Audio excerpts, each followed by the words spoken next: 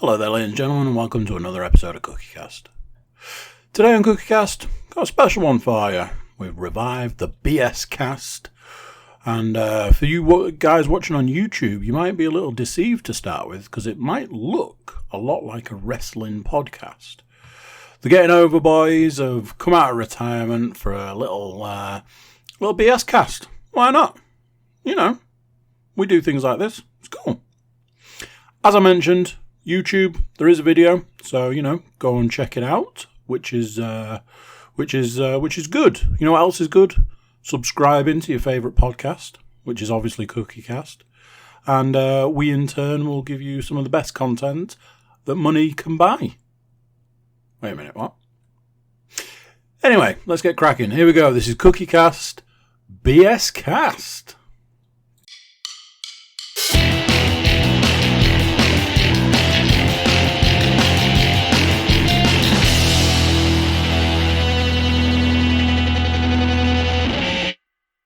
That button and press that button, and as you'll all see, it's well underway. Now, the eagle-eyed amongst you of the YouTube watchers and the newest of our subscribers, that's right, the subscription drive is well underway. The eagle-eyed YouTube watcher will know these gentlemen here, and you'll know why these gentlemen are here. It's absolutely another wrestling podcast. It's not a wrestling podcast at all. It just so happens to be a podcast with the people who do the wrestling. Is it the first podcast we've done that we're broadcasting directly from the sun? It seems that we're all absolutely roasting. I mean, I think I didn't realise that red was actually a physical colour that you could be, but apparently that is my talent. Just matches your hair, Paul, that's all. Honestly. All I've done all week is wait for this afternoon and the release that is the thunderstorm that was definitely going to happen. We've had a very brief one here, but it wasn't worth the paper it was written on. I hate to piss in your cornflakes there, Mr. Cook and Mr. Moore, but if I disappear, it's because our route has been shorted out by the massive thunderstorm that is going on right now. There's always one in the air. You've got all the thunderstorm. After I finish work tonight, because I'm boring and a grown up, I was like, right, I've got to get the grass cut, it's going to rain. And then I did it, and now it's rained, and now I feel like justified in my middle age. So that's like a win. It's a middle-aged win, that. Why do you reckon the gazebo's gone up when it was like the middle of the fucking 20-something degree weather? Yeah, we can tell I'm doing it before it rained again because we didn't want the grass to get wet. So, does your face normally go that red after a massive erection, Paul? That's what I was keeping. You are welcome. I'd say I'm Katie, but slightly disappointing one. Yeah, but you can't normally house up to 6 people in it. No, I'll stop now. Do we need to address that out of all the people here? We've got our illustrious Mr. Paul Williams, we've got Stuart Woodmansey, and don't you start. And Matt's evil twin brother. Is this the Matt Moore of the NFL that I've not seen still yet? That you always talk about? Former quarterback Matthew Moore. What was that? Me and Paul were listening to a podcast. Oh, I can't think what it was. It was like, just basically, he's just middle of the road, Matt Moore. And I was like, yeah, kind of just goes with the name. We're all there, just, being mediocre in the middle. Just quietly raging. It was a good 2 years, I think. It was the first 2 years of the actual fantasy league that no one believed you were real. So, pretty sure I led the charge on. Hey lads, I've done a bit of Googling, and this Matthew Moore guy, NFL quarterback, I'm pretty sure we've been had here. This is Paul's second of 4 teams. To be fair, the thing is though, like, me and Andy had met before at WrestleMania. Exactly. It Yeah. doesn't make any sense. As a boss of mine once said, never let the truth get in the way of a good insult. Well,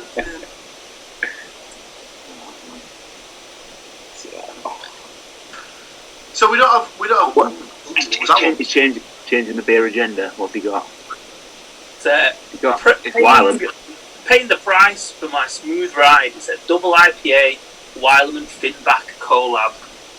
I'm gonna fully recommend that James tunes into this one because he'll love the wanky talk straight out of the gate. So Paying the price for Seems- smooth. We have got money themed beer then. If yours is paying the price for something, because I am drinking from the money trees at the moment. Nice. And I have to say, if we're gonna get into beer talk, Tiny Rebel do my head in because they We're have off. all the gimmick. They have all the gimmick, and every time I'm like, I'm never buying another one of their beers because it's shit. And then they're like, oh, but there's a rhubarb and custard one, and they're like, oh, that sounds good. Nah, terrible. But then for every terrible one, they pull out like a Pump Up the Jam, which is not, I know is a particular favourite of Paul. But I got bought this, so I can't complain. Well, I had that one when we went to the wrestling in Hull, and that was like the cherry one that tasted like the cherry drop sweets. And that was insane. That was so good. That was. This is just like a pail with hops, as in a beer should be, and it is really good, like ridiculously good, but just in a small can, which is a bit of a shame. But yeah, it's very, very, very nice. is it bad that I've kind of been put off? Is it bad that I've kind of been put off buying beers that are in small cans now? You feel like you're being ripped off. I don't even drink I them. like I need to get a tall boy. I don't even drink them, but when I go to like Tesco's and get like, because I get like some for Sam while I'm there, so I'm like, and I'm like, there's the two shelves. There's like the big ones, and then like further down there's the little ones, and I always looking like, oh, these look quite interesting, but why would you buy a small can when there's all these big ones available? Particularly under the same price. Yeah. Could get them tall boys. I'm sat on them the wrestling related ones from Top Rope still. I've still not touched any of mine on the delivery, and the ones for you boys are out in the fridge. But yeah, it's I'm looking forward to them. Like they've got you Derby Sour, strawberry and mint. Again, James Williams, that one just for you because it's a standard beer flavour of strawberry and mint. But I'm sure that it sounds like it's going to be great. I just hope it's as good as it promises. We need to drill down into this. Is James's problem with the flavour of the beer, or is it the problem? Is it a problem with the wanky names that come with them? I think his main issue is the name rather than like the flavour. Get him on the phone right now. Get him on the phone right now. I would, but he'll probably be drinking Carlin or something like that. Oh, what? To be fair, levels. I saw Brew York have announced, I think it's a new one called Muffin Else Matters, and I was like, oh, he's gone, hasn't he? he's gone to get one. He'll have absolutely gone to get one. But the moment you start adding in stuff that I actually know, I'm like, yeah, that's cool. You know, if I drank, I'd probably drink What are you that. talking about, mate? Look at it. Look at it. Oh, what? Do you reckon? The only thing was it's blueberry. I was like, blueberry. Yeah, Amy did an order for Blueberry Creme de Menthes pastry today. stout. So she had to get. I think she had to get it above 40 quid to get it for free.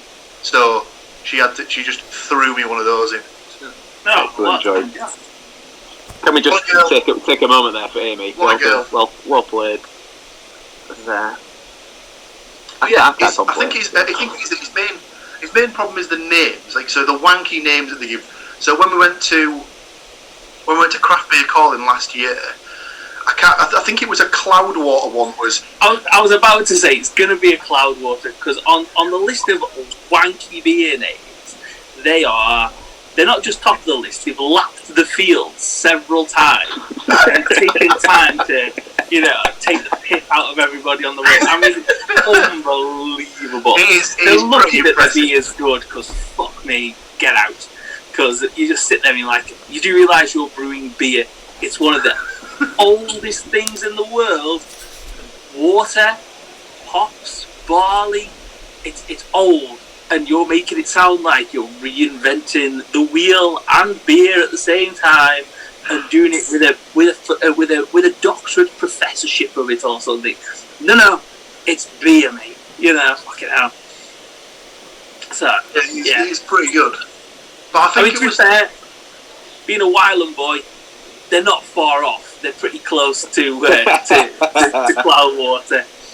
But I think it depends on who names it. I think one of the guys likes to do lots of Newcastle music references or kind of place references, and then I think the other guy's takes himself a little bit too seriously. So, but yeah, it's just a bloody good job that what they put in the can is worth it. Because if you were like, well, what was that pink? Do you remember there was the sour IPA that they did last year? It was in the pink cans, and when we went on the tour, they were like just about to can it because they had like, and that was a music reference thing, and it just sounded something different. That was Every Dream House. Alright, that's a rock music. Yeah, that's a rock music reference. So they're you know, well, Brian Ferry's from Newcastle, so it's kind of got that reference in there. I mean, it's tenuous, shall we say? They need to crack on with the. They need to. I thought they should have done one for Maximo at least one. I know technically not Newcastle, but you know. Maximo did one with Mordew Brewery. I thought, isn't there a beer that's called The Coast Is Always Changing or something like that? What, a Wylam one? Or have I just made that up? I think you just made that up. It'd be a West Coast IPA or something. It just says coast in it, so. Yeah. I mean, they should do, because that'd be great. I'd buy like 10 boxes. Like, well, your two favourite things, Maximo Park and Wylam. Yes, please. I'll drink them. Would they not just start giving you the boxes like as wages for when you're doing the brewery tours when they open again? I've been unemployed for 3 months. What are you gonna... But no, we've almost got you on the wanky trail, haven't we, Andy? Because we've worked out you can buy alcohol-free wankies. Beers. The moment somebody puts one in my hand, I'm drinking it. Boom! There you go. Well, it's. It says mopping brown. Well, it's not too long till someone's birthday, so. Is it alcohol-free ones? Is it or? I saw something the other day and I was like, alcohol-free cider. So I was like, isn't that called apple juice? Because I don't think that's a new thing. Fizzy apple juice, that's apple tart. But they were legit selling it as alcohol-free cider. I was like, I think somebody might need to tell them. This is commonly known as a racket. Yeah. A rattler, you say? No, racket. That's another racket. That is another racket, Radlers, because that's just a shandy. Well, do you know what? Top. Fruit flavoured lager top. Bad news, Andy. I don't think they sell Radlers anymore. No. Yeah. Sure, that's not a thing. They got what they wanted. They got the best beer in the market taken off. Unbelievable. It's coming to something when even Foster's stopped producing a beer because it's shit. That is all I'm going to say. What are you talking about? Foster's was the best-selling beer at Mega Bowl. It was flying off the shelves. And the choice of 3. As the management will tell you, know your clientele. So what was it? So it was always Foster's, Kronenberg, and Smith's. Yeah. And then they finally got the Guinness. I was going to say, I apologise, 4 beers. Kronenberg. I mean, Jesus Christ! Like, if you're going to pick like two of the worst lagers to pick as well, at least go with like a San Miguel that's got a little bit of flavour to it. But that was like back in the day where it doesn't matter if it tastes like shit as long as it's a bit stronger. I'm gonna fucking bowl better. I'm gonna nail this bastard. They're like, let's get on it. No. Not happening, mate. Not happening.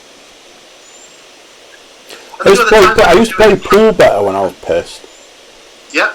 Well, my James always used to say he always bowled better after he had 3 pints. Seemed to bowl straight, which was weird. Funny because I used to enjoy work a lot more after I had 3 pints as well. But yeah, those closes that seemed to take a couple of hours just to say started taking a little bit longer. Can't think why. I was about to launch into a story then and realised this probably wasn't the forum for it. Live action coming against you or something like that. Well, technically the resurrection of BScast, or have we talked too much beer for it to be specific?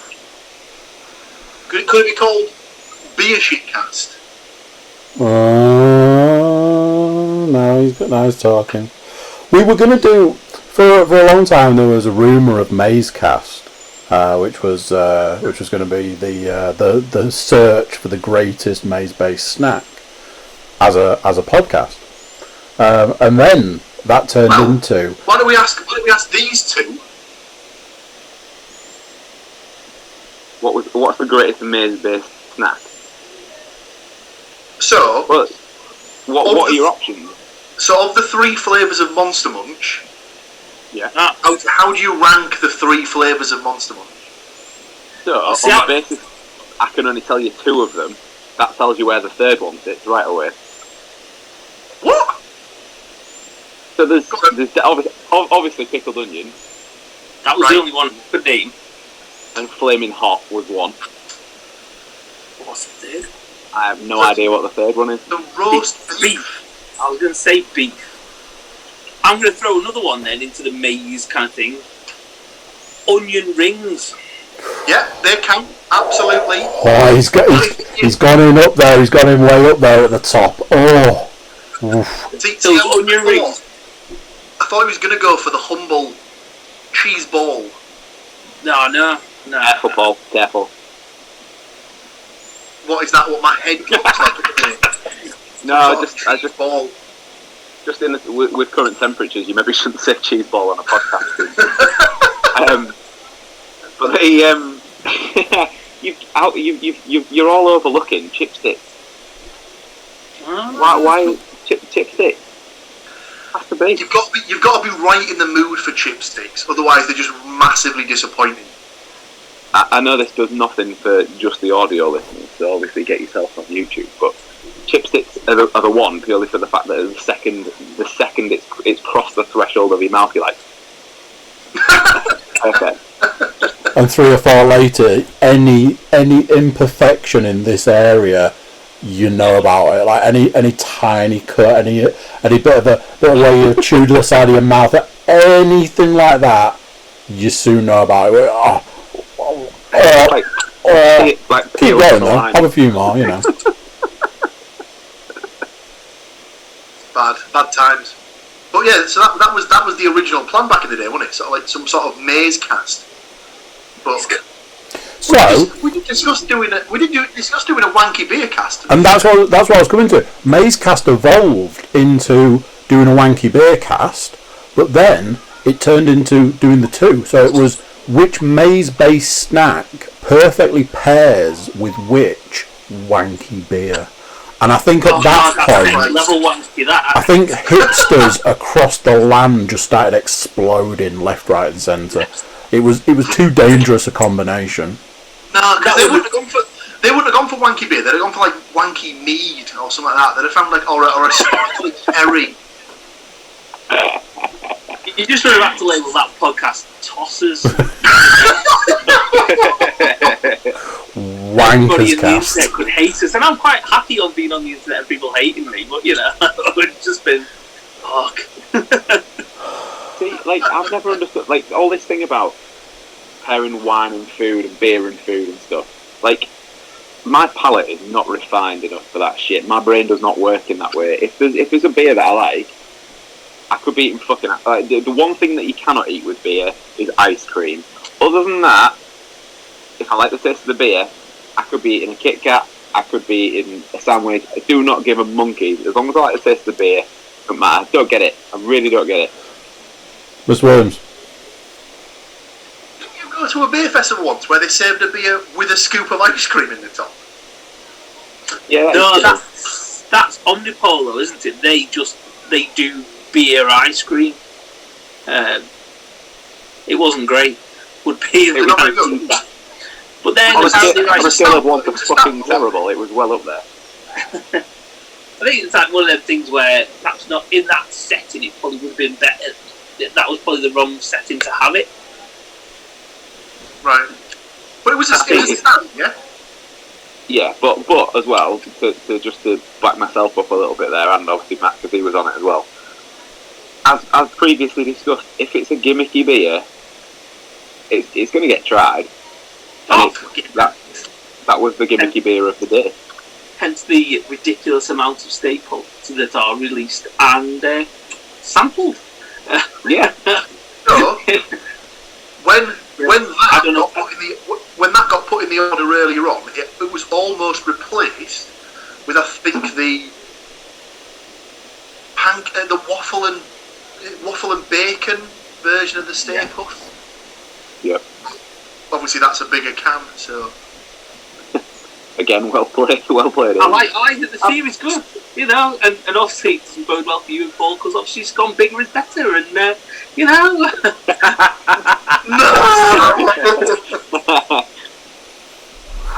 I'm really sorry, Andy, for your YouTube viewers because I don't know where I am on your screen to where this will come out, but I'm directly above Paul, and I feel like I have to explain this is an orange T-shirt. It's not just a glare.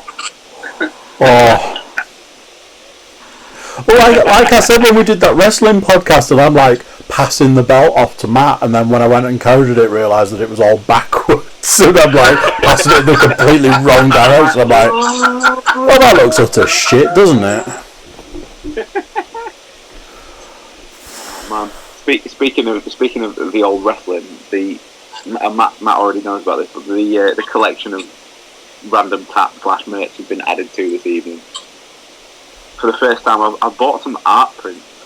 So now, that is like, I feel like it's almost like the grown-up version of like buying a packet of stickers, because I didn't know which 5 I was getting. But I'm quite happy with them, and one of them is signed. So, nice. Why? Double signed. Yeah, double signed because it's a Lana and Rusev one. So I'm a bit like, now I want 100 of them, but I can't put them in a sticker book. So I absolutely will not be buying 100 of them because they'll be too expensive. But yeah, obviously cool. you may or may not want this on record, but how much was to buy into the draw for the pictures? How much was that? It's alright, she already knows about it, so if you're listening, Sarah, this is actually the truth that I told you about this. As always is.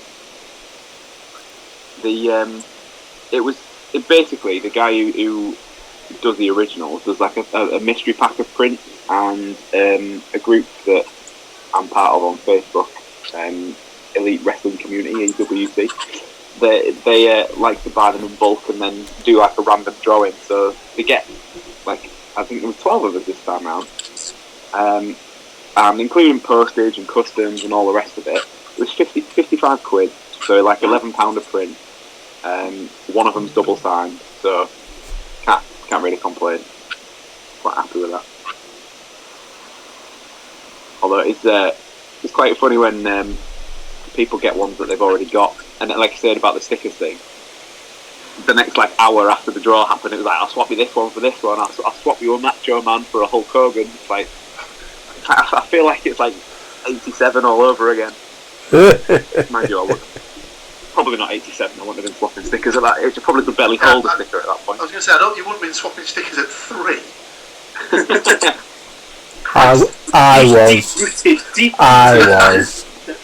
I was swapping original Star Wars stickers in '87. Oh man, have you still got us? I wish. No. Very much like I wish I still had my original, like all the, I had a AT-AT and like all the original figures and stuff. I wish I still had them because this is why like now it's like the boys have got, obviously it's like my two have got the toys and stuff, and when I see them opening the Paw Patrol toys and stuff, don't feel so bad. But I see them, they're well into Star Wars because I mean I'm not entirely sure how that happened, but they've opened some of the figures and stuff, obviously because they're kids and they want to play with it. But like a small part of me is like. I don't know what you're talking about, Stuart. I couldn't possibly relate to anything that you've got saved right there. I don't know.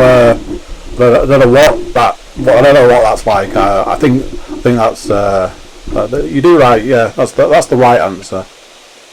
Well, this is where I call out my dad, because apparently in my parents' house in the loft there is a opened Optimus Prime original, and then there's a boxed one because my dad bought two by accident. I'm pretty sure they're worth an absolute fortune. I think the old boxed one's worth a lot. Yeah. The boxed one, however, God knows how much that one's worth. But yeah. Here we come. Nobody knows. Not even my mum, who knows where everything is in the house, doesn't know where it is. So God knows where he snaffled that away to. Right. To bring it back to wrestling very, very briefly, and I suppose sort of, you're gonna have to help me on this one. I think Japanese, maybe anime. Hey, I've had that. That's like full circle now. It's Godzilla as well. I had that. Godzilla. In fact, I think that was on my first lockdown beer delivery. Or Essentials, as it was known. Because it was the kaiju big battle. It's the big monster thing. It's like Godzilla beer, isn't it? Essentially. Yeah, I think that's the idea of it anyway. I'm just I'm toying with the idea of the next one to line up. I'm not. I've got Brucey in the fridge as well. A G1 Optimus Prime in mint condition with the box, professionally graded, and in special protective case, can go for as much as $3,400. Jesus. Wow. Keith is sitting on some cash. Get him rifling through that loft. Definitely don't mention his address or even postcode at this point, Matt. Just in case. I'm keeping that for myself. You're like, I didn't think you were going to come and visit us for a while. You take Seb out for a bit. I'm busy. Plus, where are your ladders?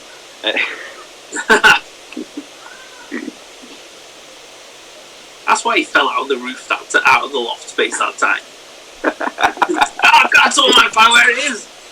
Where's Optimus Prime? See, and then they all like Sarah and that tell me I'm daft for collecting toys as an adult. I'm worth nothing if not for that collection. So the boys have got to have something to look forward to when I'm not in. I had this weird flash of years in the future when I'm dead and gone, and all of my girls are like, the fucking hell did he keep all this shit for? And just tearing packets open and then chucking it all in the bin. And I was like, and that's just a glimpse of the future. I'm like, how do I go about ensuring all this stuff goes to a good home? The other thing that baffles me, have you got any of those things that you bought at the time that you left in the box that still have the price on? I've got two that I can see from here. Massive figures, like this sort of size, all the bits and bobs, fully boxed, £12. Sticker on it, £12. It's like, you couldn't get something like that for £12 now. You'd be lucky to get it for 60. Inflation right there, kids. I used to my first proper job, my Saturday job and my after school job was working for essentially a tat shop, but in their warehouse, and sticking the price stickers on things. And they used to get if figures that had the main run through the big Toys R Us and all them at the time, they'd pick up cases of it on the cheap. And I remember when episode 1 was at the cinema, and they got a load of like Qui-Gons and Jar Jar Binks figures and stuff like that, and they sold them off for like £2 a figure. And I know that like they're not going to be worth as much as like what like the Kenner stuff would be from back in the day, but even now for £2 a figure, they must have increased sort of like tenfold at least. If they kept him mint, I think that's the thing. That's mint condition with old stuff on. You know, there's not very many of those about, unless it's at the point now with shit like eBay, where everybody thinks that everything that they buy is going to be the most, full of worth, kind of thing. And that's the, we're going to pause and then pick it up again. Yeah, we've got. There's about 2.5 minutes left. Yeah. So, do you want to pause and restart?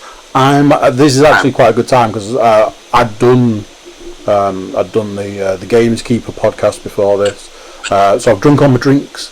I've got this much which I'm nursing, and if you want, maybe it's gin, maybe it's vodka, maybe it's tap water. Well, it works. So. That works for me because I am also. Oh well, there we go then. Right. So I'll pause the audio, I'll stop the meeting, and then I'll refill the drinks and start everything off again. So for you watchers and listeners, a small break. I'm going to shoot downstairs and get one. So. Audio and video, and we're back. And some of us are eating ice pops. Is it a blueberry one? Bubblegum.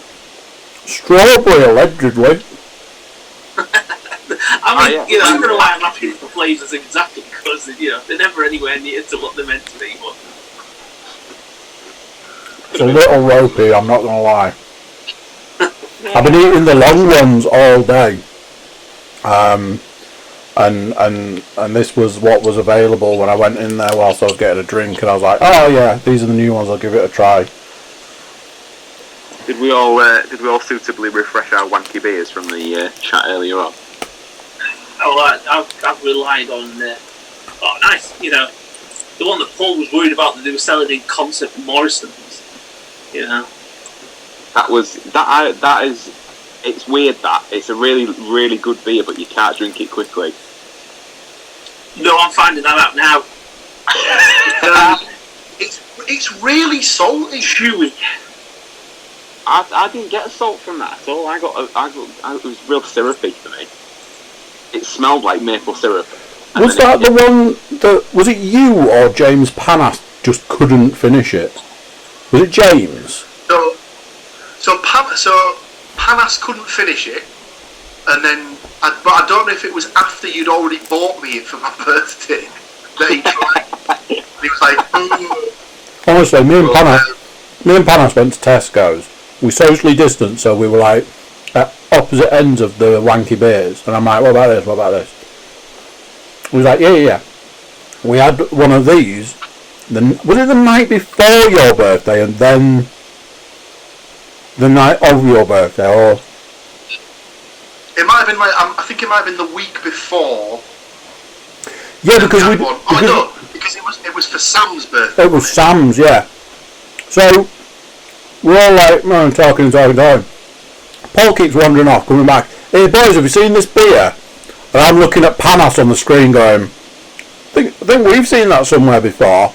Paul wanders off, comes back. I got this one as well, and I'm like, yeah, James, have you ever seen one of those before? He's like, yeah, maybe. All the beers that we bought in Tesco. I literally was just like, have you seen this? I'm like, fuck. I like that beer. How are you finding it, Matt? As soon as we've pretty much just slagged off, apart from me, the beer that you've currently got. Where does it rank on the James Williams scale of wanky beer? Well, he'd absolutely hate the name because it's far too many words for his liking, isn't it? Let's be fair. It's not just smell the nose. I mean, what? I like it. It's at least 5 words too long for him. So So he likes it to be a one-word beer. Yeah, Carlin, Foster's. I mean, that's just the brand. That is brand, though. That's not even. So it's not even a name. He just wants the company on there. And if the company is the lesser names for the company, the better as well. Because Budweiser, that's the name of the company. That's not the name of the beer. Because the beer is fucking cat piss. And that's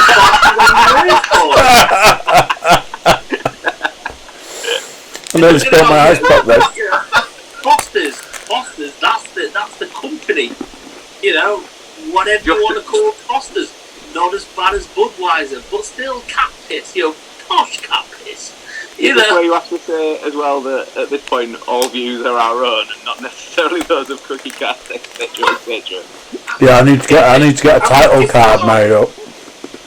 If you're going to put that disclaimer on there, I'm never going to come on again. Fuck me. If that's not what that needs to be the policy for Cookie Cast. It's funny because the last podcast there was a conversation about how the games industry has been hit with a particular hashtag recently. In the last few days, the games industry has had a bit of a blow as far as certain things that are going on right now. And I was saying, you know, for Cookie Cast, we should probably get those apologies out fairly soon to. You know, I've already issued certain apologies. Paul, yours is in the mail on it. You know, it's already on its way. Cookie Cast apologises for any inappropriate behaviour whilst recording podcasts. Have we not reached this point? I mean, I know, like, we've discussed it on our chat thing, but, like, obviously we're on here, we're not talking about the wrestling and stuff, but obviously that's happened with wrestling as well recently, in terms of British wrestling particularly. But I said to these boys, we seem to have reached that point where, like, lockdown has finally, like, kicked the absolute ever-living shit out of everybody. At the beginning, it was like, right, we're going to do this, we're going to get through it. Everybody be nice, you're being nice, right? Everybody's nice. 12 weeks later, everyone's like, oh, you know that thing that you did 65 years ago? Yeah, you can't do that now. Like, the thing that I agreed to do it. I don't agree with it now. And you're like, all right, okay. There's lots of things that I did kind of 10 years ago that I've, you know, not that I shouldn't have done, but I'm probably, you know, if I thought about it twice now, I think, oh yeah, maybe that was not the best decision I've ever made. But there are certain parts of this. Obviously, we won't go too deep, but it's like what I mean. Like, don't get me wrong. There are certain parts of things that are changing in the world right now. Absolutely need to happen, and that is fine. But like, just the same people complaining about this shit are the same people that were using the hashtag #BeKind 12 weeks ago. Think about what you're doing now. Just like, fine, the change is good. Don't be a prick about it. That's where I'm leaving, and that's for me personally. I think there's, you know, we've commented on this before. We've joked about people before that it's like it's a battle to be the wokest person in the country or the wokest people in the world. You know, I'm fully aware of white privilege, and I'm very aware of the fact that there is white privilege, and I know that, you know, I'm not going to get pulled over. I mean, nobody would pull me over in my car anyway, because it's a shite car. But, well, maybe for the other things, but, you know. But it's that kind of thing of, you know, I know what white privilege is, and then, oh yeah, male privilege as well. I'm like, what? Hang on a minute. Fair enough, maybe there is male privilege, but hang on a minute, you know, and we should all be battling against these bad things that have happened in the world. And you're like, yeah, but Jesus Christ, you know, at some point we're going to have to all go back to what it was before. Not what it was before, but we're going to have to go back to something. We're going to go back to having to operate together as a society, but we're all going to be afraid of something. You know, is it going to be wearing a mask, not wearing a mask? Saying the wrong thing to the wrong person, acting the wrong way to the wrong group of people. Can you be aware enough of all the things that you need to be aware enough and still operate. I'm not saying that we need to go back to the 50s and, you know, slapping people and all that sort of stuff, but I'm saying if you go out of the house and you're afraid to say, do, act a certain way, especially if you were a person who previously just went about your day and about your business, and then you're told, oh, now you have to be super aware of absolutely everything. There are certain groups of people that's going to make them less able to operate in the world. Right. I mean, I've sat and thought about this over the past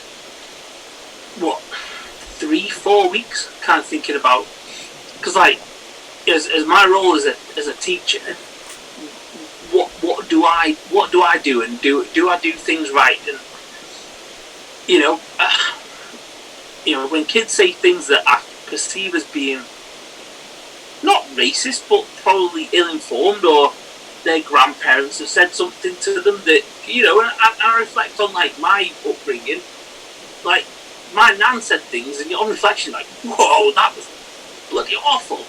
But you know, she didn't. And I'm not excusing it, but she didn't know better. But you know, I'm like, I spend my days going, if one of the kids at work says something that's perhaps a little bit wrong, I say, you don't say that. You know, that's not right. That's you know, thing. But then they'll come back to me and say, yeah, but my granddad says this because he fought in the war, or he fought against. You're like, well, actually, you know, there's a balance to that argument. To think, you know, and telling kids to respect their mums and to respect their grandmas and stuff like that. But I think, at what point are you going out of your way to be a good person? It's always been the same for me. Like I think they say that the change is a good thing, but generally speaking, for me personally, not a religious man by any stretch. Don't need that to be who I am. But just some of the good parts and the different ones, take them all, mix them all together, and that's cool. And basically, they all equate to the same thing. Treat people how you expect to be treated. Just generally, don't be a prick, and you'll be all right. And that's like, why can't people just stick to that? Unfortunately, like Matt was saying earlier on, you know, we set out 12 weeks ago or whatever it is now, with everyone's like, be good to one another, you know, let's wild stallion all over the place. And now, if you go out into the world now, it is literally every man for themselves. It's like the most mercenary world out there. I drove, because the thunderstorm that we were definitely getting, that apparently only Stu got. The thunderstorm was literally starting, and I'm like, go get the baby. It's easier to get her in the car and stuff. It's down there as the crow flies, sort of thing. It's a straight shot. It's a 5-minute job, no problem. But between the house and getting to go and pick her up, I'm like, why does everybody hate each other so much?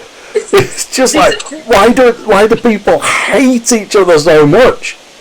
It's insane. It's this thing of like, oh, maybe at the end of all this we'll be better to each other. No. Everybody's worse. Everybody, you know, within weeks, you know, within the first few days of this kind of thing started, it was, right, I'm going to look after me. I'm going to buy all the fucking pasta, all the fucking chopped tomatoes. I'm going to make sure that there's nothing to wipe your house clean. There's no spray. There's nothing. I'm going to look after me. That should have told everybody exactly how people live their lives now. This is my cocoon. Fuck everybody else.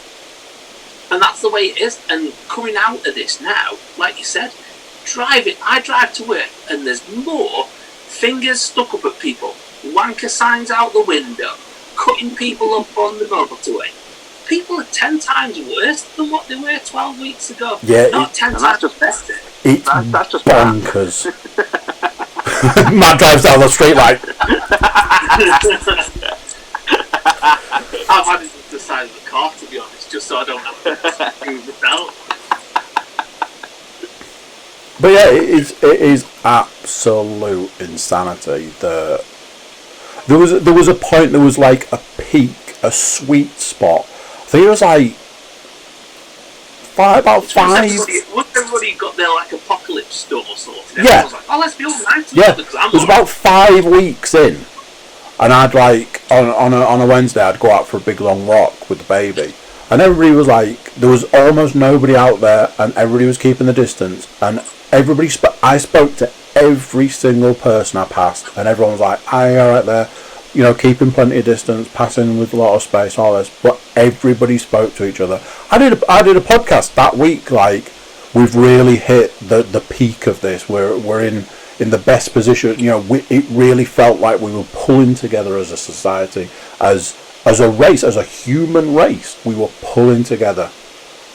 A week later, it was like, right, footface, get out of my fucking way. Yeah. Cool. Yeah, move. But like, when there was all that stuff about like you could only go out of your house for half an hour a day, and it was only allowed to be for exercise, or you could go to the shop. Like, there was a point here where like the weather was quite good, so I was, because I've been lucky enough to be working. Like I've still been working full time, but just from home. So like I haven't been affected like some people have. But I needed my lunch break to get out. I needed to do that. So I used that for my outdoor exercise, and I'd be going for a run. And there was that, like you say, when everybody speaks to you, yeah, it's cool. It's really nice. When you're like 4k into a 5k run and someone moves off the path, and you still have to be like, "Hi, thanks very much," when you try not to be absolutely dying on the inside. It's like, thanks, yeah, but now thankfully people just don't move anymore, so I don't have to be nice back. So I can breathe, and yeah, that's it. So there, we put the world very much to rights. Paul, what are you drinking now? Well, about it. I've still got my guy juice on the go, but I do have this to tuck into. Guy juice? Oh. The freak. I'm going to say Northern Monk collab with Lucy Ketchin. an artist, female artist. You can't hear me, right? Sour peach and apricot IPA. Ooh. Peach, apricot, mango. I can't see that. I can't. Whoa. Yeah, it's just Northern Monk. I nailed it. Yep. It's got tasting notes on the inside. Have you got your scrapbook to stick that into, Paul? It says something on the lines of, "It was devastating to have to cancel Hop City 2020. We remain hopeful of being able to bring it back in some capacity later in the year.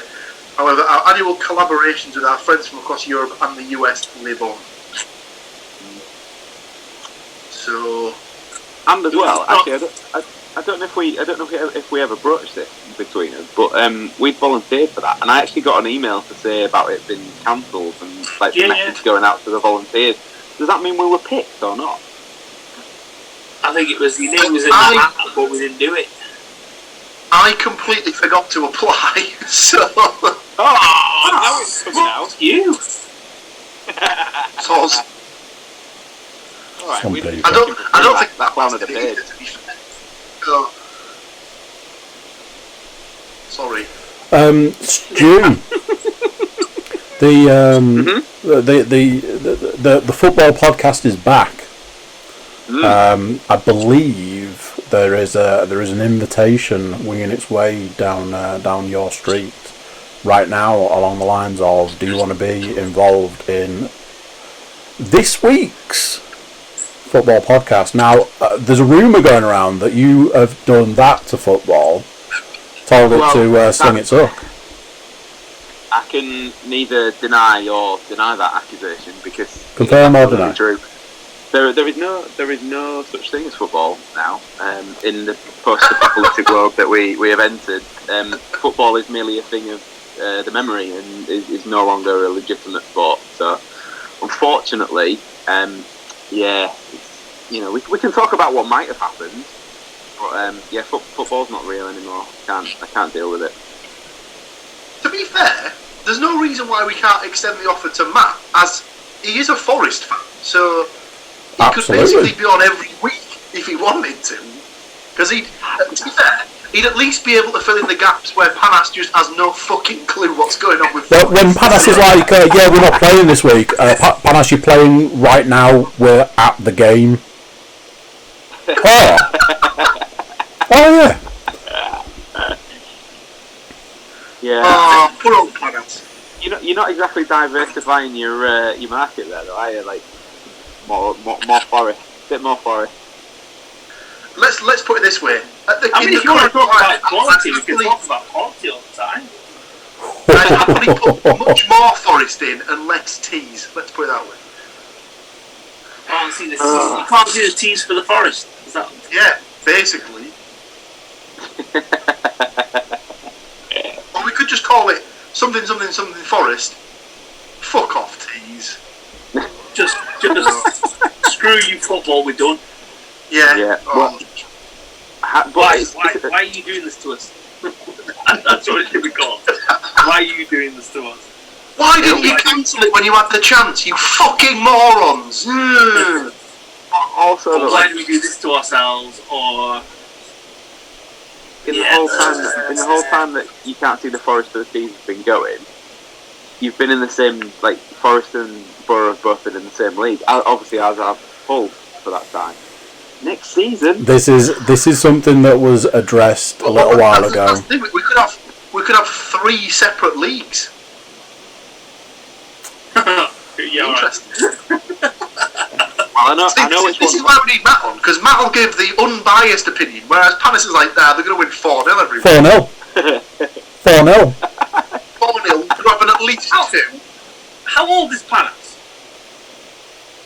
Well, he's giving away the podcast. How old is he now? Is he a year younger than you, or is he 2 years younger than you? I think he's a couple of years. I'd have gone 37. I think he's 82. So he might be the same age as you, Matt. Same age as me. Yeah. So, I mean, I don't know when he started supporting Forest, but he should have been battered into submission by now.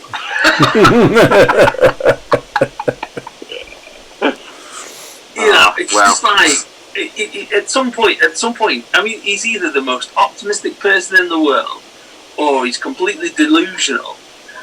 And when he goes and watches Sheffield United or whoever else he goes and watches along the way, he mistakes them for being Forest as well, because I don't know how he can sit there and think. I've never known a football fan who has a proper club, but roots for like 9 other teams. He's like, oh yeah, Forest, they're going to win 4-0 this week. I mean, if Liverpool, United, and if Leeds could do well as well, that'd be even better. I'm like, which team do you follow again? Seriously, he's getting a chance to listen to this week's when it gets uploaded. It's gone. Listen to when he uses the phrase. It's gone. It's already on. I don't know about you lads, but I don't mind Leeds as much as you lads do. I was nearly sick. I throw my hands up at that point and just say, I can't do it with him anymore. I have to just wash my hands. I can't do a podcast with someone who says that. That's disgraceful. Says you, Mr. Liverpool sympathiser. No. Yes, we need to What is this? Dislike the fans more than anything. The team is good. The team at the minute is playing some really good football. That's the only good thing about it. Joe, this is heartbreaking. Yesterday was one of the darkest days in English football history, as previously discussed. I can't. There's lots of things I could say right now, but there's lots of things that I can't say that are going to go out on the internet afterwards. So I'm just going to not say anything. I mean, it's all going to come to a head in the next however many weeks, and at that point we'll just be able to definitely declare 2020 is the worst year ever. And my football club are doing their best to contribute to that situation. You'll still be in the league next year. be fair, of the three of us, of the four of us, if you want to say, who do you reckon's had it the worst over the course of their life? Me. See, arguably, I've seen Borough's most successful period, so it's definitely not me. You've seen Forest win something. I started here, and then it went all the way down. So if we're going to do this, I'm going to lay out my playlist of why you two need to shut up and start. And then I'm going to tell you why it's so shit being a Forest fan. Right, so I'll start with 4. You've seen Middlesbrough go up from, was it Championship or League One or the equivalent? Right into the season. So the season they got promoted to the Premier League for the second time was when I was 9, and that's really when I properly started getting interested in football. Was Person playing that year? No, that was the season that was basically the season that Robson took over as the player manager. So basically, my entire sort of Borough supporting history has been Robson onwards. So 94, 95 through. You've gone Premiership and then a decent stint in the Premiership. And then, this is at the end of this, you're going to be like, yeah, fuck off, Matthew, because you've had a decent time of it. But you got promoted, then you got promoted again, then you've had a decent stint in the Premiership, but you've never dropped below the Championship. And don't forget they got to a European final. No, that's the lowest we've been. Yes, European final as well. True. Stu went from... Did you start supporting them just after they'd come out, like they'd just been regenerated as a club, or...? It was easily Division 3 days. So you've watched them go from rock bottom to all the way up to the top? Well, obviously everybody judges the season by how it ends, which, apparently that's how you do things. But I have seen us as high as second in the Premier League at one point.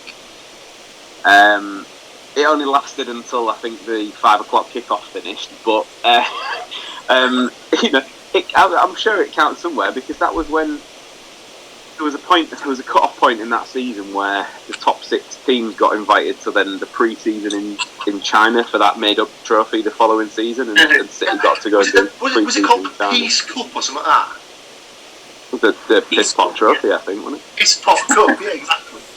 Did they present the trophy on the pitch at the end of the at the start of the first home game of the year, though? Shout out to the team. What are you talking about, Matt? No, right. Yeah. Kind of the worst part about the last sort of 35 seconds of what Matt's just been saying was, I'm kind of coming round to what he's saying. Like, I have seen the rise, if you like, and like during my sort of supporting lifetime, we were absolutely dog shit, and then we got to the Premier League. I've been lucky enough to see 2 playoff finals promoted that way, FA Cup final, which they still should have fucking won. But yeah, I know what you. I'm kind of coming around to your thought process here, Matt. As much as things are shit right now, and we're heading back to where we were when we started, but yeah. Right. So now I'm going to lay out the thing, and you can tell me where to go if you want. So I started supporting Forest in '91. Well, '91 was the first game that I went to. So I went to FA Cup semi-final, but I didn't officially support Forest then, and they won the semi-final to go to the FA Cup final. Then I saw them beat Liverpool 2-1, which effectively cost Liverpool the championship. So but from then on, it's been again a couple of trips to Wembley, but then it went through relegation with Clough, then fair enough promotion with Frank Clark, Europe with Frank Clark, relegation, promotion with Pierre Van Hooydonk, relegation the following year. And it's been 23 years since we've been in top flight football, and it's not even been a sniff of getting there. Playoffs a couple of times, but we've gone from Premiership, like top, onto the third tier of football, and spent 2 or 3 years in the third tier of football as well. And it's been pretty miserable and pretty dour all the way through, to be honest. At least you speak. Go on, Paul. Well, I was going to say all the people I've spoken to who have supported teams that have dropped down to League One. So over the previous couple of years, you've got Leeds, you've got Norwich, you've got Sheffield United. All of them have just said, and Forest, that all they've said is just you go to games midweek where you're playing Walsall, and you're just thinking, what the fuck am I doing with my life? I'm watching my team play Walsall. I went to watch Forest play Doncaster at the old Doncaster Stadium. Oh Christ! I've been there. I've got a story about that stadium. I don't know. I was going too strong on the football now. I had to walk 3 miles to get to that stadium for starters, and then you got there and you're like, shit. And you just thought, is this it? And then we lost as well, I think. We either lost or drew. It was just... I don't want you don't want to sound like a Liverpool fan. And that's the problem. You start to sound like a Liverpool fan. But you just think, how bad has it got that we're here now? And we should be better. And we have won 2 European Championships, and you can talk about living in the past and all that kind of thing. But it wasn't even that we were living in the past. It was we've been to League Cup finals and we've been in Europe and stuff like that, and not through like finishing, losing in the League Cup final or something like that. We got there through where you'd finished in the Premier League, and it was just bad management after bad management, bad chairmen throwing money at crap, and and then you're there in Doncaster on a Saturday afternoon thinking, fucking hell.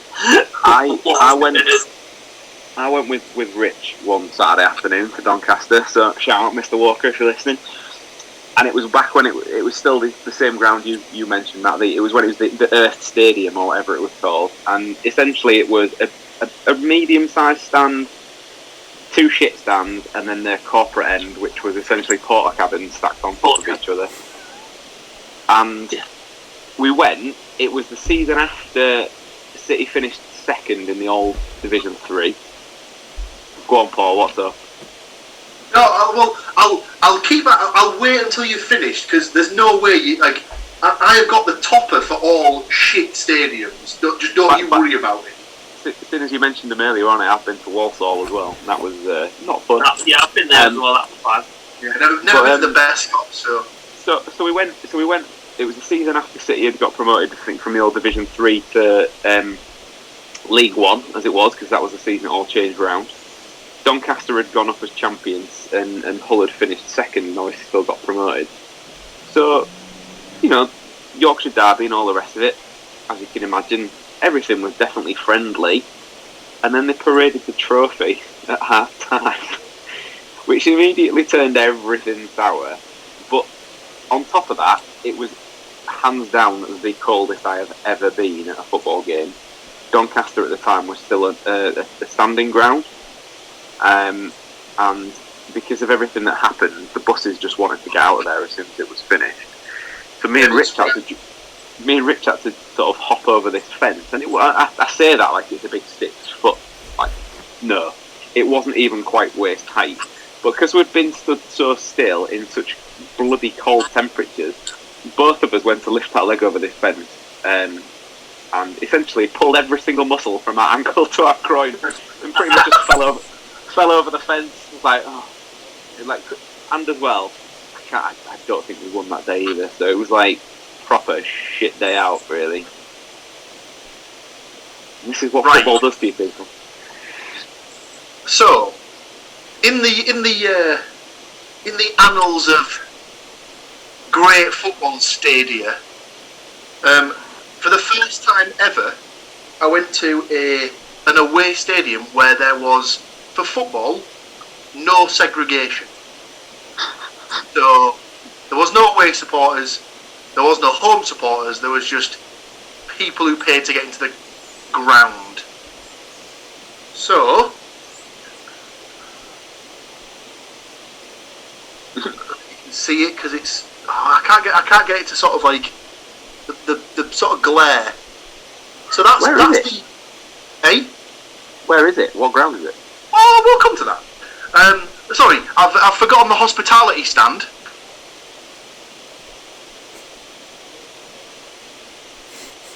Is this a ground near me? No. Oh, okay. So that was the Ronnie Pilkington stand at Chorley's ground. Chorley. So as a belated birthday gift, me and James took Dad to see Hartlepool United away at Chorley for a 0-0. Oh my God! Happy birthday! Seriously, absolutely. That's like why do you hate me? I've stopped taking people to football for their birthdays because that happened like so. Took no shots on target. Oh no, there was probably shots on target in that one. Paid to take Gotti for his birthday because he'd never been in the away end at York, and he thought, oh, I'm never going to get another chance again because this is the last season that York are playing at Bootham. That was 7 years ago. So they've still been playing there for the past 7 years. So I took him to York versus Hartlepool. 0-0, no shots on target. What a game! Jesus Christ! Why is this the most popular game in the world? I don't know. It's insane, isn't it? It's genuinely it's terrible. You know, like, oh yeah, football, it's the most popular game in the world. And you think you can go there and you can spend 3-4 hours of your life travelling to, getting to, and then you can sit there and you can think, this is the worst afternoon I have ever had in my life, and there's been some terrible afternoons. And you just think, this is the most popular game in the world? Why? It is baffling. It's insane. No wonder the Americans don't get it. The best part is, these days, you've probably paid a minimum of around 30 quid for the privilege as well. Well, then if you take more than one person, you're looking at somewhere near 100 quid all round. Turning into a grumpy old bastard cast now. Well, gentlemen, things were better in my day. Nostalgia's heroin for old people. As the doomsday clock that is the Zoom 40-minute curse has reared its ugly head again, we have now ticked over to less than 1 minute. What is it you gentlemen want to do at this point in time? I need to go and have some tea, Star. Whatever you want, mate. I've got no plans because I am still practicing lockdown. So if you want to carry on, I'm good for that. If you don't, go on. Do we want to pause it? Start another one if possible, and we can always keep chatting and then wrap up at some point within the next 40 minutes. Right. Yeah, that sounds good to me. I need to go to the toilet. I'll stop it there then, because otherwise it's going to cut us off, and we'll start again momentarily. Be right back. bye. And we are back. After mildly slating the 50-50ness of the beers earlier on, in that small interlude, I have gone back to Tiny Rebel this time. Milkshake. Also, actually good. And I don't mean to sound quite so surprised when I say that, but yeah. What one was that one? It is an Olicana and Jester New England IPA, 4.5%. Milkshake. It's very nice. Very nice. And as the name would suggest, it's got a slight bit of dankness to it. Nice. I'm still making my way through that, the Imperial Goat. Yes, sir. It's not nice. a quick beer. That's it's the way it's nice. The way I'd explain it is, it's the sort of beer that you'd buy if you were in a tap room. You'd buy a third of it to see if you liked it, and then you'd maybe go for a 2/3 or something like that. And it's the sort of beer that you'd get a third, and that third would last you a while. It's to throw it back to the conversation of to relate to the football thing we were just talking about. It's the equivalent of watching your team win 1-0, but they don't score till like the 85th minute, because it starts off full of promise, and it's all right for a bit in the middle, and then finally by the end you're just like, thank God. Or is it when they score in the first minute? That's what I was going to say. Yeah, that's what I was going to say. They've done all the hard work up front, and then you've just got to watch them toil for 83 minutes or something like that. You see, I liked that beer. I didn't find it half as. But then again, Paul found it difficult drinking, and this is the man who quite clearly before shed a tear when Radlers have stopped production. I think if I hadn't had 2 beers before this, then I'd be all right. But it's the fact that I've had a very nice New England IPA, and a very, very nice double IPA, and I'm kind of finishing with this, and it almost feels like they've like got a, you know, like when you go for breakfast and they put a pancake on there, like a proper American thick pancake, and you're like, I'm going to eat this because it's on my plate, but I generally don't think I've got any space for it, and literally the space for it is my mouth and maybe a little bit of my gullet here. Have you still got the can there? If it fit in there, I'm going to throw it up. It's kind of a little bit like that. Have you still got the can next to you? Yeah. Just read the description on it. What does it say it's called? What does it say on the front of the can? Imperial breakfast. I mean, I know what I'm making. The reference that I'm making is it's linked. Imperial breakfast goes with blueberry salt and natural flavourings. Fucking weird. I think you've both done it a dirty. I enjoyed that beer. I'm not saying that I didn't like it. I just think it's a bit of an effort to get through it. If I would have drank it first, it'd probably be alright, but it's the third. So it was. I went into the fridge, the indoor fridge, or the garage fridge, and it was a choice of that. The coffee porter that Magic Rock do. Yeah. Is it Dark Arts, that one?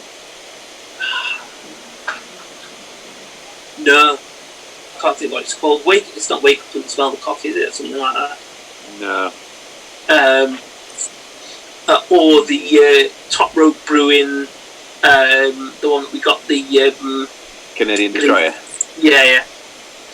So I was like, I don't think, of all 3, they're all going to be a tube to get through, so there's probably the lighter of the 3, to be honest. The other one would be... That's what I end up doing with mine, though. Like, all my IPAs and sort of, like, that sort of style always go first. And then I end up with, like, a line full in the fridge where it just porter all the way down. And I bought them because I think, oh, they sound nice. And then I just can't, I can't bring myself, I'm not going to drink more than 1 porter in a night. I'm going to keep it for the last one. But then, and that's the problem that I always have, is that I think, well, you want to finish the night on a porter, so you're like, I'll have an IPA, or I'll have a sour, then I'll have another IPA and another sour, and you think, it's got to about 11 o'clock, and I could have a whiskey, or I could have this kind of porter or stout that I've really not been looking forward to. Okay, I'll just have a nice whiskey with a block of ice in, and it'll be nice and refreshing as I go to bed.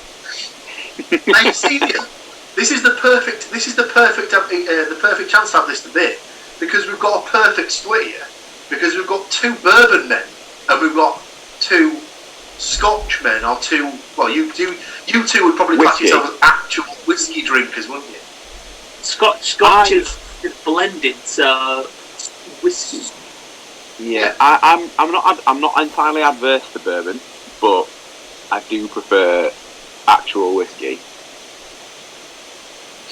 Single malt whiskey is, you can pick kind of what you want to drink, and yeah, for me as well, the peatier the better. I love a peaty whiskey. I'll drink a whiskey, but couldn't disagree more. The peaty ones, oh, you get your nose in it. It's like I love it. I absolutely love it. It's that medicinal quality that I just can't get past. It's just too much, too overpowering, and it smells like it's just been dug out of the ground. But yeah. How can you drink essentially what is sweetened whiskey and say that that's not medicinal, because it's got that kind of, I'm not saying it's bad because it's got its place, but like that kind of like fake sort of sweetness to it. It's not a. I think the thing for me, I don't know if Andy's the same as this, but for me, I always have it with like shitloads of ice. Like I'll always get like the more ice the better for me. So I like to get it nice and cold. So it's a case of, because it's so cold, like you almost get the taste and the flavour literally as it hits about here. So you don't taste any of it until it's in your lungs or something, or like around your lungs. Okay, so on that basis then, flip it round. Think about what's your favourite thing to eat?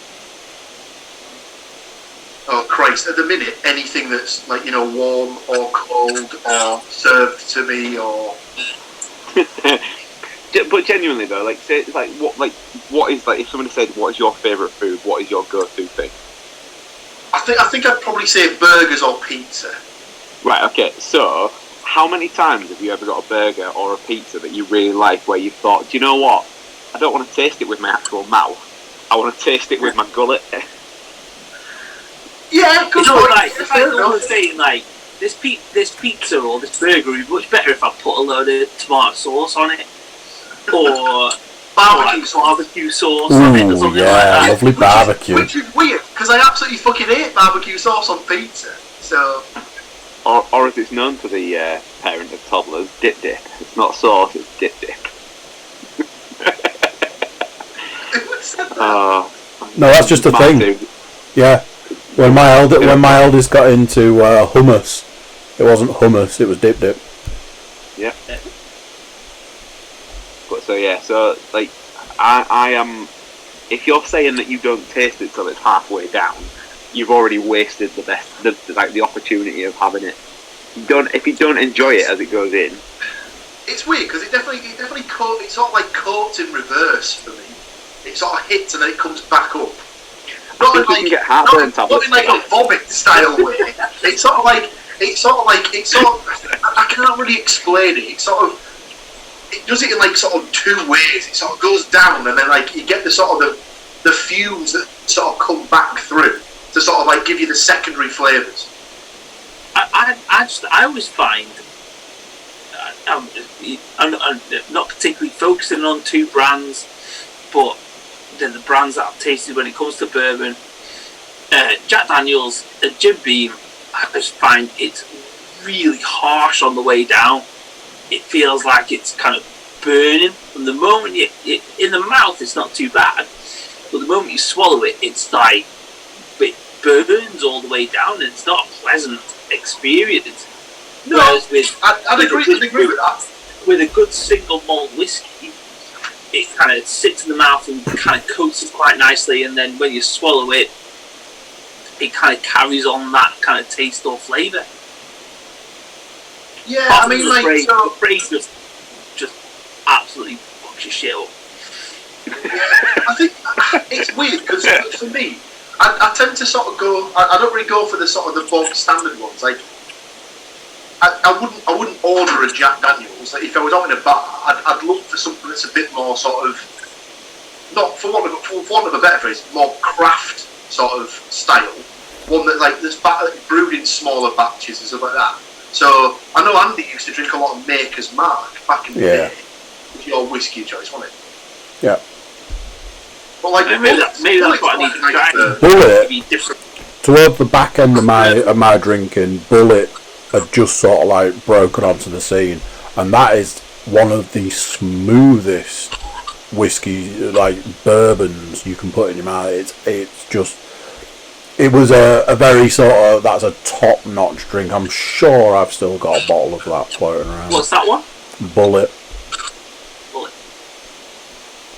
That's like, I mean, I've often said like the various different games that I've exited, they always get good when I leave, and like the craft beers and stuff like that, like none of this existed. Like, brewing beer and stuff like that was what the odd person did in their garage, every now and then. Somebody always knew someone that brewed their own beer, and that was that. And then now it is literally everywhere. I've gone in supermarkets, and you can see that shift where it's like half a shelf has got a couple of little cans and maybe a bottle or something. I think it might have been Sainsbury's I went into a little while ago, and about a third of the section that the craft stuff was in was like craft beer. It was like, holy shit, it's taken over. So yeah, but like it's like the same, like I say, the Bullet had just sort of come onto the scene more at the time that I sort of stopped drinking. But I'd gone through a couple of bottles, and I have the smooth. I have the father-in-law to thank for my whiskey education, because he's very knowledgeable upon that subject. However, we have had the odd whiskey night which has ended in tears, because we've had a poker board out as well, and just a few of us sat having a game, and the whiskey's kind of ran its course, and you do need something else to freshen it up a bit. And one of the other things I like is port. Can't stand red wine. Do like port. Still don't understand why there is that kind of. But yeah, we'd had so much whiskey that I think I piled pretty much what was a full bottle of port over his poker board at one point. Not great. There was somebody we used to work with, who's the other podcast I've done today. That lad got majorly into drinking port, like that was the drink of choice. It was like, okay, don't you get gout from drinking that? Cheese and port is a definite kind of recognised as a lead into gout. I've not managed it yet, and I do like both of those things, so I'm still good so far. Port's a definite special occasion kind of drink. I don't know. It's not a. I know what you mean, but like if that special occasion just happens to fall after a Friday and before a Sunday, then that's also fine. when I go into the drinks cupboard, it's like I'll have a whiskey kind of thing before I go for port. Just on that basis of, whereas when we're all together normally for the wrestling and we have the ready to grumble thing, on the drinks basis, whichever prick decided to put Blue Wicked in port to make cheeky Vimto, fuck off, because you just it's like fucking tipping the cheapest, shittiest Tesco value lemonade into the highest quality single malt whiskey you possibly can. Just don't ruin a nice drink with a cheap shit bullshit equivalent thing that's just going in that. Not having that. Radler. I mean, yeah, but what? Surely in a Radler, surely you probably value the cloudy lemonade higher than the Foster's Lager. Well, it's got a higher alcohol content. So you reckon? Would you say that's just ruined a perfectly good cloudy lemonade there? Yeah.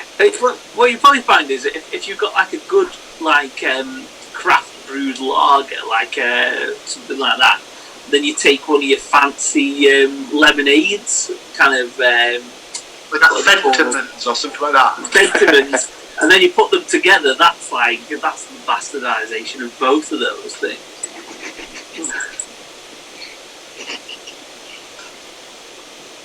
Well, the newest craze is the hard seltzer, isn't it? What the fuck even is that? It just sounds like what you'd do the morning after. Bear with me. Oh dear, he's going. The hard seltzer was that. He's up and down like a bride's nighty, that lad. And then he equates it for to the the YouTube morning after film, wasn't it? Do you have any idea what he's talking about, Andy? All I can say is, from watching a lot of American football with a lot of American adverts, Americans are just losing their shit over the seltzers. Bud Light seltzer. Right, so... Exactly. I can't see that. 4.7 Spiked seltzer. Can you not get arrested for that shit? Raspberry and lime. That's all the problem with wrestling at the moment. If you were to pick that can up in any supermarket or something like that, you'd just think, that's a wanky. Yeah. Or some sort of raspberry ripple beer by the look of it. It's brewed by Lervig, so it's a part of the beer sort of. It is part of the wanky kind of. Case in point. Lime after lime.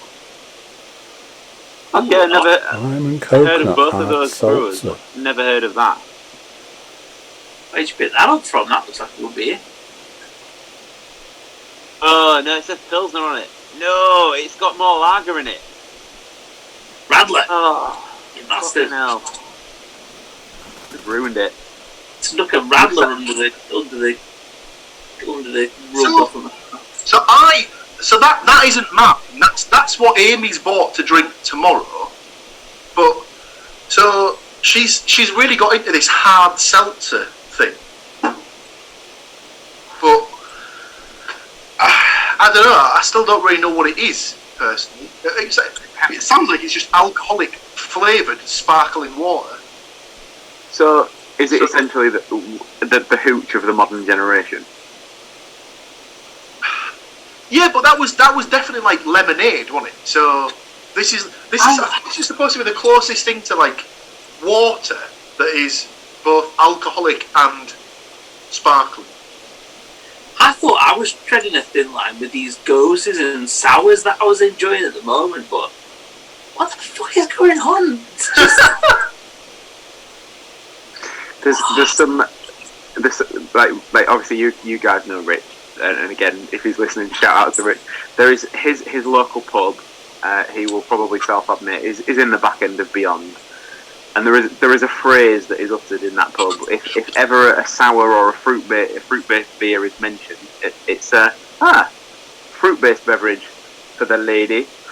And again, no comment on anything that we've said before tonight, but it like that kind of place doesn't do flavoured beer other than the like we said, the water, the barley, and the hops. That's it.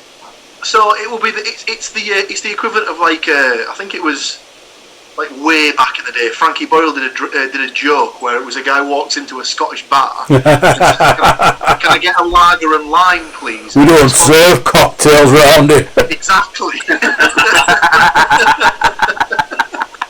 The moment he started, I was like, is this going to be we don't serve cocktails? But what it sounded like it could have turned into was, stay off them moors, stick to that main road. You made me miss that dog. Like, we laugh at James, but my dad is like, he likes his Peronis, he likes his the San Miguel's, those kind of things. And apparently he was talking to my cousin's husband, and he was talking about real ale, like room temperature ale, and he came to me like, you don't really drink that shite, do you? I don't have a fucking clue what that guy was on about. And it was just, I think this is the thing, it's like real temperature, like real ale, room temperature ale, that's a different kind of kettle of fish, that, like, it's... I have been to a very, very nice real ale establishment in Spalding of all places, and there was no kegs at all. Everything was served from a box, like a bag in a box. Essentially, that was a suitable angle, suitable room temperature, and it sounds horrendous. It was really good. Still not sure about the side of it. Fine. It's just sometimes the people who are there is the problem. I'm not. Like I say, it's the cider version of that I can't cope with, because essentially, like, if you have like a glass of something that's slightly warm that looks like piss, it's probably just. If it looks like piss and it smells like piss, and it's the same temperature as piss. And you were saying about the Peronis and stuff like that. There is a time and place for those beers, and every single one of them is Pizza Express. Pizza Express, or if you're on holiday in Italy, Spain, Greece, whatever the local beer is very nice. You know, like when we went to Dublin, you know, Guinness is forever ruined by a trip to Dublin. Because you go to Dublin and you drink a pint of Guinness there, and it's like, Jesus Christ, this is the best beer on the planet. And then you come home and you go, you know what, I had a really nice pint of Guinness a week ago in Dublin. I'll have a pint of Guinness. And you're like, you just drank this from the local sewer. Or, like, to be fair, all you three have said exactly the same thing there. Like, you've all said that, like, it tastes, like, completely different over there. It does. The unfortunate thing is it's not the best beer in Dublin. It's Which is? I mean, I can't remember the name of it, because Jesus Christ, me and Stuart had God knows how many Guinnesses and how many beers, but we had a pint in a little pub down the side road in Dublin. It was I can't think. Was it a red something? It was brilliant. As you can probably tell from the blank expression on my face, I had like Matt said, quite a bit by that point.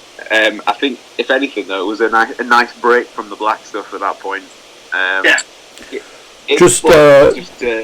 Just to bear in mind, it was my trip to Dublin that ended my drinking career. And this story that's going on right now, I know exactly how that went. We went to an awards ceremony, so we flew out there, we were staying overnight, and we were flying back the next afternoon. We weren't even going to be there 24 hours. By the time we were getting about ready to head back to the hotel to get ready to go to the thing in the evening, we were sat in a pub, and it was like, they sold Guinness, they sold like proper Irish whiskey and stuff, and I think I was on my second or third Guinness and whiskey. That wasn't the first pub, wasn't the second or the third pub we'd been in. I think we'd been there about 4 hours. And we still had an awards thing to go to, which was a free bar. And incidentally, to come full circle, we went to the bar, I was like, can I have a Jack Daniels, please? We haven't got any Jack Daniels. Sorry, what? Well, I've got Bullet, though. Oh, here we go. I stopped drinking the next day. With the like when me and Matt went like, that was always going to end in tears on the basis of the day that we were flying out. We were supposed to fly at something like 7:30 in the morning, and it got delayed until, like, was it 1:15 or something in the afternoon? It might have been mid-morning. It might have been like 10:30, maybe. I feel like it was later than that, because like, you're in an airport. There is nothing else to do. That's probably it. There's no concept of time. It's like, what are you going to have for breakfast, essentially? I'll have a beer. Are you teasing us with a triple fruity goes there? No. I've saved the best till last. Oh, you slag.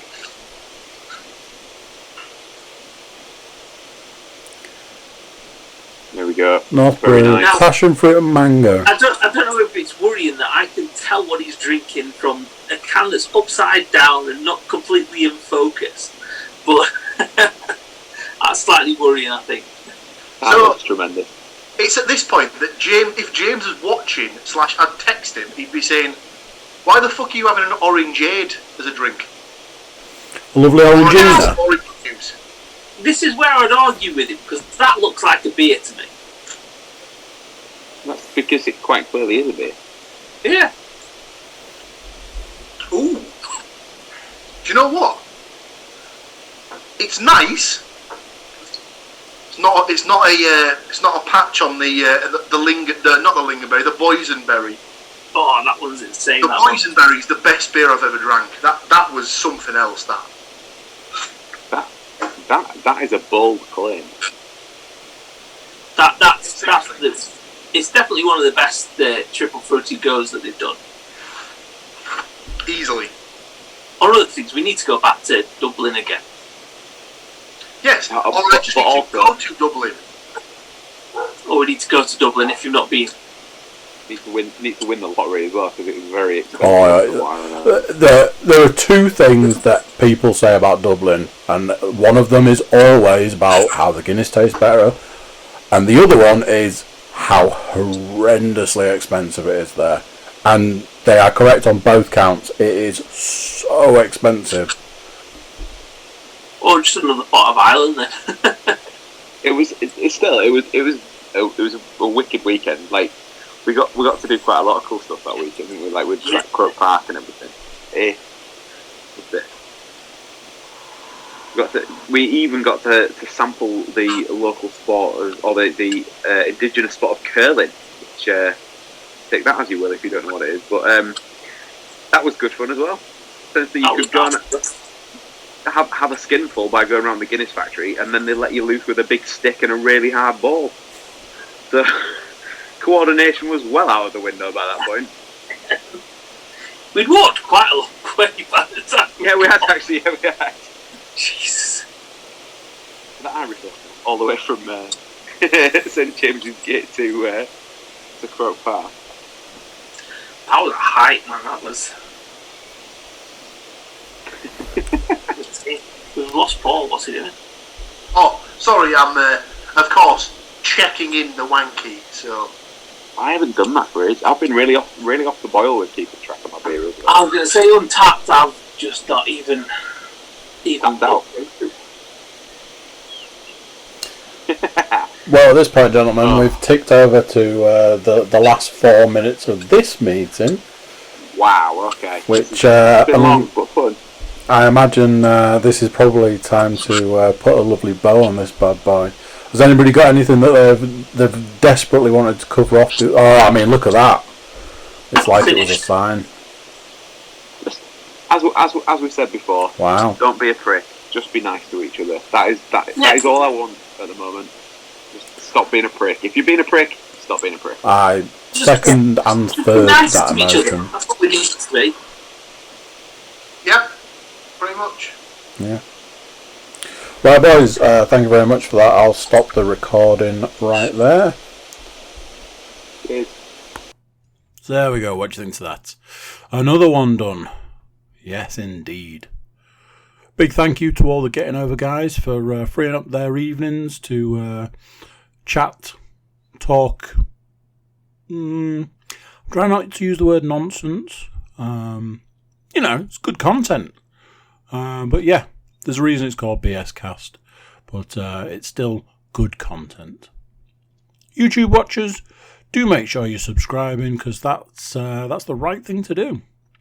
Everybody jump over to thecookiecast.com, check us out over there, send us some social media love, or even an email. How about that?